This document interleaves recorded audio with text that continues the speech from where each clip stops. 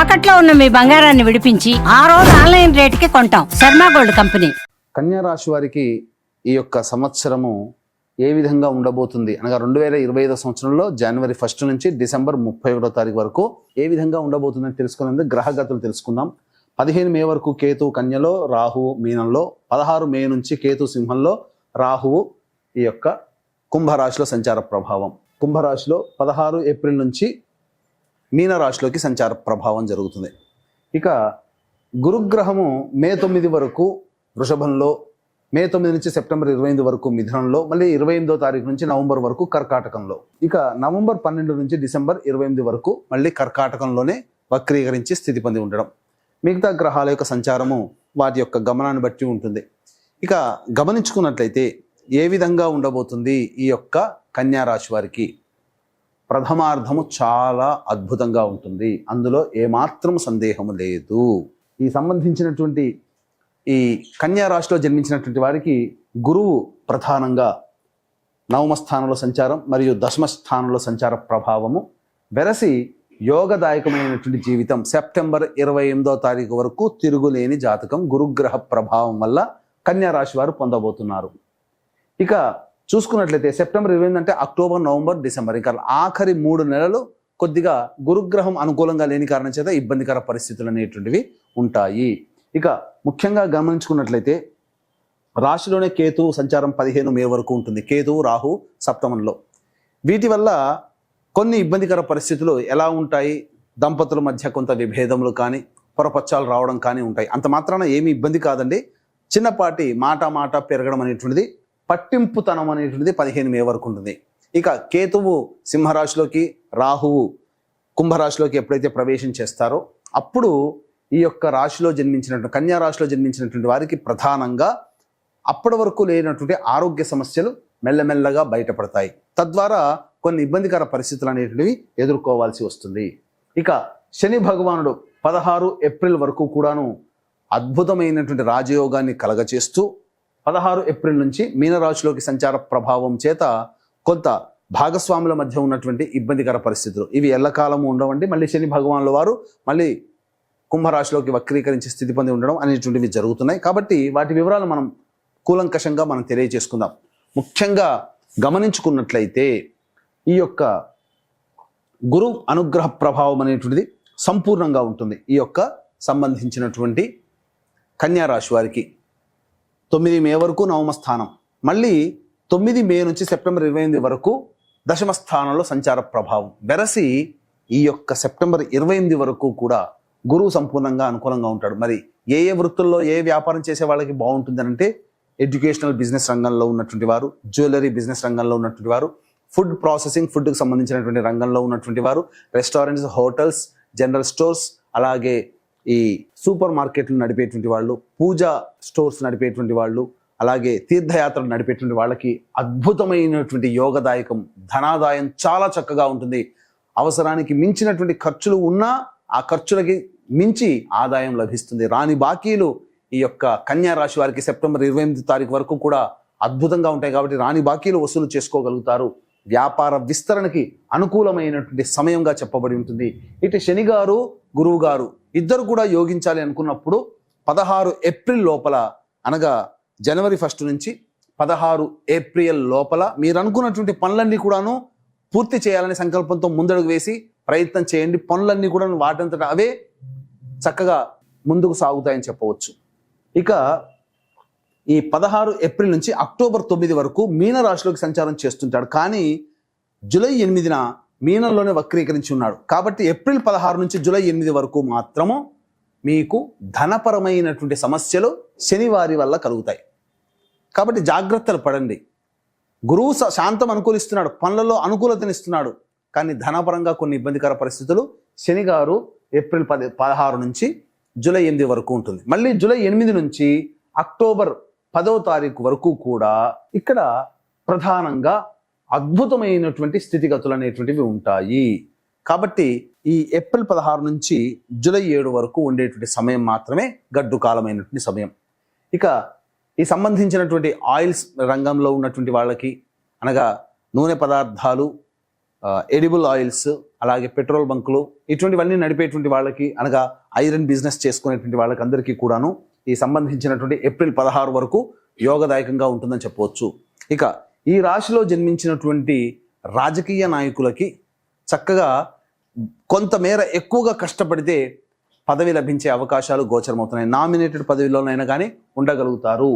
ఉద్యోగస్తులకి ప్రధానంగా గమనించుకున్నట్లయితే ఈ కన్యా రాశిలో జన్మించినటువంటి వారికి ప్రధానంగా ఫిబ్రవరి 11 నుంచి మార్చి 12వ తారీఖు వరకు ఉన్నటువంటి సమయం అద్భుతమైన సమయం. నిరుద్యోగస్తులకి ఉద్యోగం లభిస్తుంది.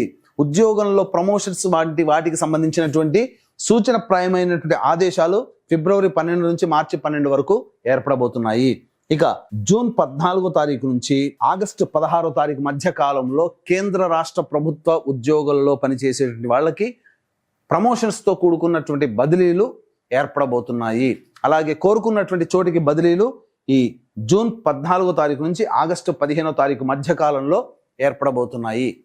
అలాగే ప్రైవేట్ రంగంలో ఉన్నటువంటి వారికి, నిరుద్యోగస్తులకి ఉద్యోగం లభిస్తుంది. ప్రైవేట్ రంగంలో పనిచేసేటువంటి వాళ్ళకి అధికారుల యొక్క అండదండలు కలిగి మీకు ప్రమోషన్స్ పొందేటువంటి స్థాయి ఉంటుంది.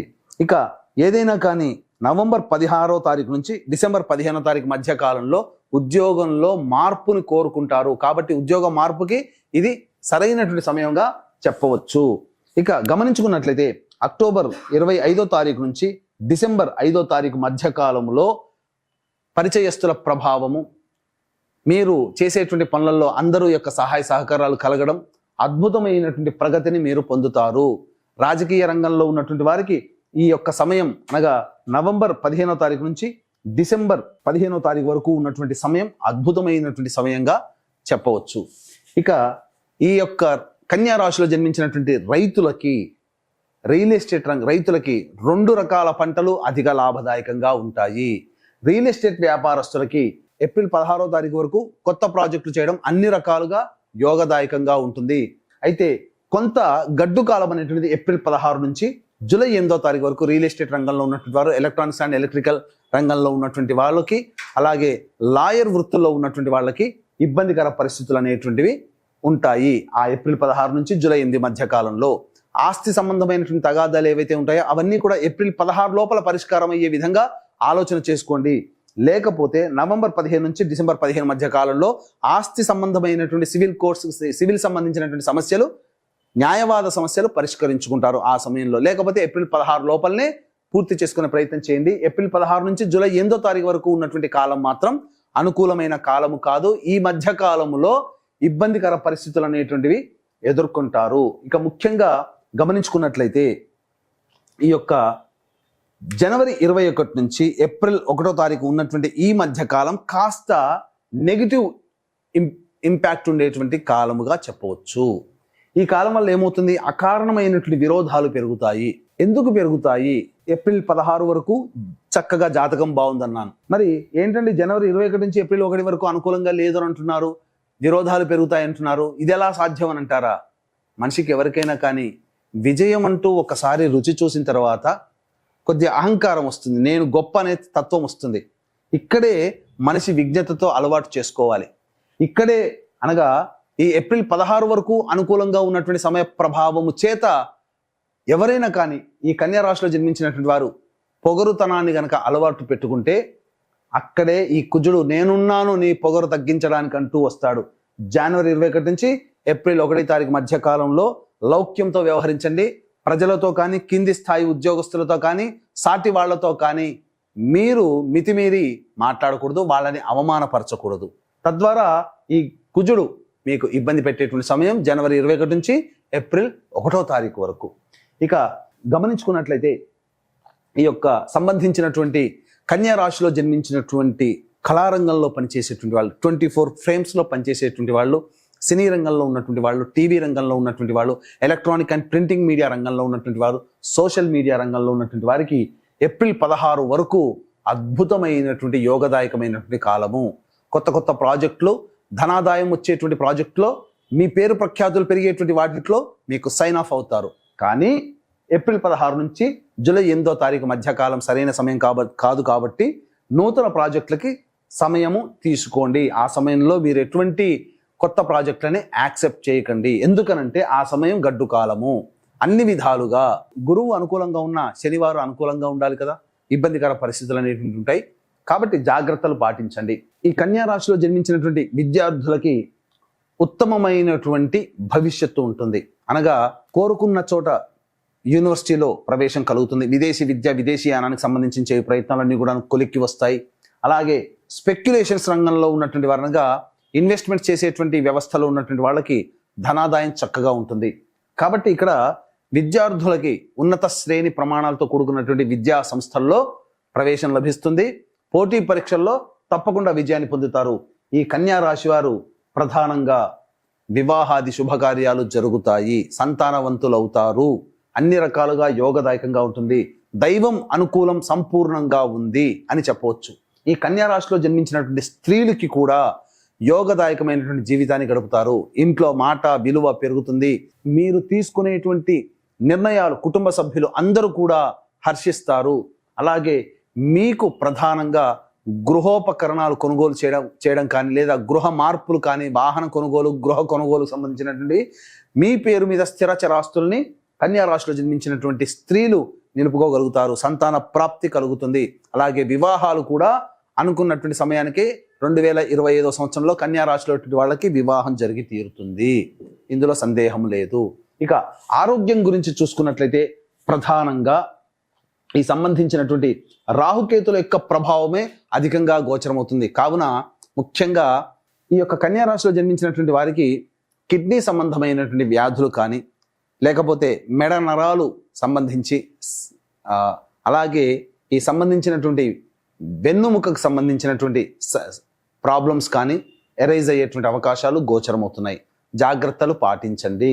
ఇక విపరీతమైనటువంటి తలనొప్పి అనగా మైగ్రేన్ అనేటువంటిది ఏర్పడే అవకాశాలు కూడా అనారోగ్యపరంగా ఈ యొక్క కన్యా రాశిలో జన్మించినటువంటి వారికి ఏర్పడేటువంటి అవకాశం గోచరమవుతుంది. కాబట్టి జాగ్రత్తలు పాటించండి. ఏది ఏమైనప్పటికీ కూడాను ఈ కన్యా రాశిలో ప్రధానంగా ఉత్తర 2, 3, 4 పాదాలు, హస్త 4 పాదాలు, చిత్త 1, 2 పాదాలు వెరసి ఈ కన్యా రాశిలో జన్మించినటువంటి వారి యొక్క నక్షత్రాలు, ఈ నక్షత్రాల్లో జన్మించినటువంటి వారు కన్యా రాశికి గురవుతారు.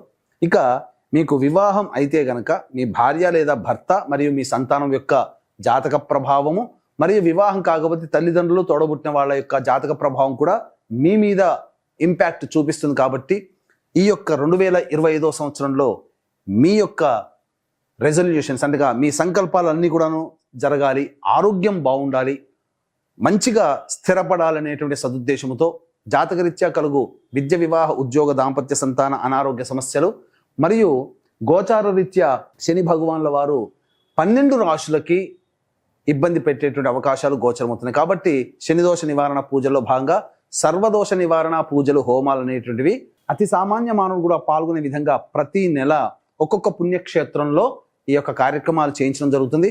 తదనంతరం వీడియోలు కూడా మీకు పంపించడం జరుగుతుంది.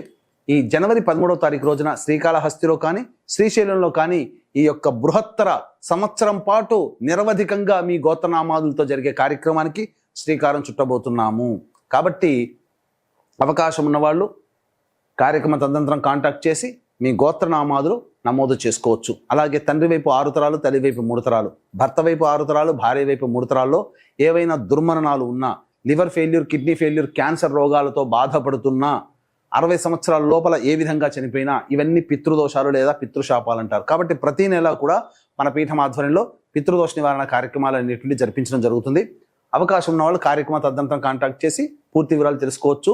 సంవత్సరం పాటు జరిగేటువంటి సర్వదోష నివారణ పూజలు ఒక్కొక్క పుణ్యక్షేత్రంలో ఒక్కొక్క నెలలో చేయించడం జరుగుతుంది. వాటి వివరాలు కూడా మీరు తెలుసుకోవచ్చు. ఈ కన్యా రాశిలో జన్మించినటువంటి వారు ప్రతిరోజు దత్త అష్టకము, కాలభైరవాష్టక పారాయణం రోజుకి 3 సార్లు పఠించాలి. ఇక వీలు కుదిరినప్పుడల్లా దుర్గా దేవాలయాన్ని సందర్శనం చేయడం చాలా ఉత్తమం.